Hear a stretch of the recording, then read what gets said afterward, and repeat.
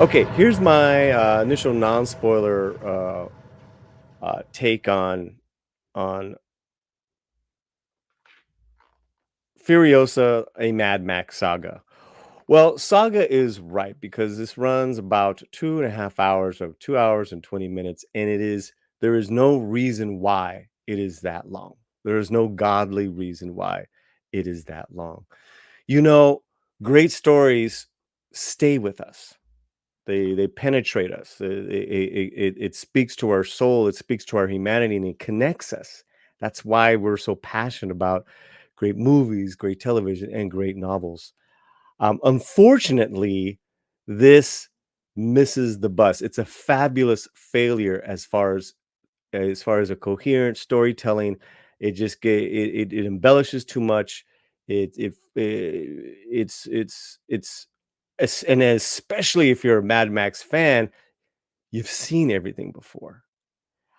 Not that it's not beautiful to look at, not that it's not cool to look at, right? But it's nothing new. I'd rather watch The Road Warrior because you had all that spectacle, but you had such a clear, defined story of a man who's lost his mind. Here is an origin story about a character that was introduced in Fury Road. And there are some now while there are some really good moments, this entire story should have just been told in 90 minutes. There's no reason why this was that long. And really that's my biggest impression in processing this because having seen other movies lately, the charm and the heart and the identity of these other films that I've seen lately, there is none for me with Furiosa. And again, not to say it's not beautiful to look at, and if you're a hardcore fan, you're gonna find a lot of fun stuff in this. It just seems that George Miller was just these are different ways to top myself from the last film. Um, I did love I did love okay, here's so those are my first reactions in as far as the cons. There's a lot more cons, but let's touch on some pros. Honestly, it's a pro and con because Anya Taylor-Joy just shows up in the movie way too late, and she is incredible to watch, but you don't feel that she's given a lot. It's almost as if she's Max, who doesn't talk a lot, and she's so present. Anya is such a present, um, charismatic, person on film that again, I wanted more of her. Chris Helmsworth, he's fantastic. It's a really great role, and he chews up the scenery. And also, I want to say as the movie went along, his performance was just really getting better and better. Maybe that's because that first hour was more of a storytelling mess. I felt that everything was being thrown at me, whereas as we went along, we got a little bit more of his derangement as Dementis and who he was, and then her motivation for revenge. So, other than that, there's another relationship that's really not talked about at all in the presentation and the promotion, which is out of the truck driver, the rig driver, who's basically a Mad Max type that Furiosa connects with. I thought that those two was the most interesting thing as far as relationships in this film. But it's in the middle of the film.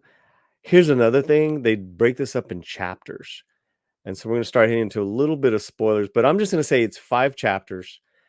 Their chapter where this kind of Mad Max type of guy is introduced is called the Stowaway.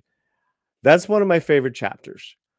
Um, it's pretty forgettable. I unfortunately have to tell you guys at the end of the day, that the story, that this film, it's not staying with me. What's staying with me is I just want to go see the Road Warrior, Thunderdome. Um, and that's really that's we're gonna get into spoilers, but that's really my kind of just broad strokes with that. I got to tell you also too, the green screen and the CGI. Um, you can really tell when it was used and when it wasn't, and it wasn't that great a quality in some scene. I was really surprised. And in some of the sets looked rather cheap, a little fake. Again, I was disappointed. I was surprised, and we saw this on a beautiful big screen. That and so maybe it was just me, but that I'm just being honest with you guys. This is just my honest take. I was It was a 7 p.m. show. I was in a fantastic mood. I was very excited to see it. Even though the runtime was my concern going in, it just proved to be a much to do about nothing. And if you are going to do this origin story, here's another thing: we have an origin story in this world, a wonderful, tragic horror story, origin story, and that's Mad Max. So to do another origin story of just someone else wasn't that interesting. It wasn't that interesting. She's good. Don't get me wrong. I actually think the tragedy and what she goes through as Anya Taylor-Joy, not so much as a kid, that was more interesting when she's already kind of older in this world. That was more interesting. But does it need its own 2.5 hours? No way. No way. So yeah, this is just I can half recommend it. We're gonna get into spoilers soon, but um that is those are my takes. And uh, again, the some of these, there was just one too many. Let's attack the rigger one more, chase scenes. I couldn't believe it was just more of the same. It was just, bigger with crazier, trucks and all that stuff.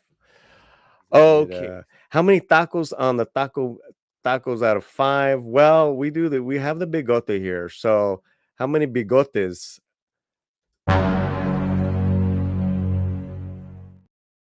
I would say out of 4 bigotes, it gets a 2.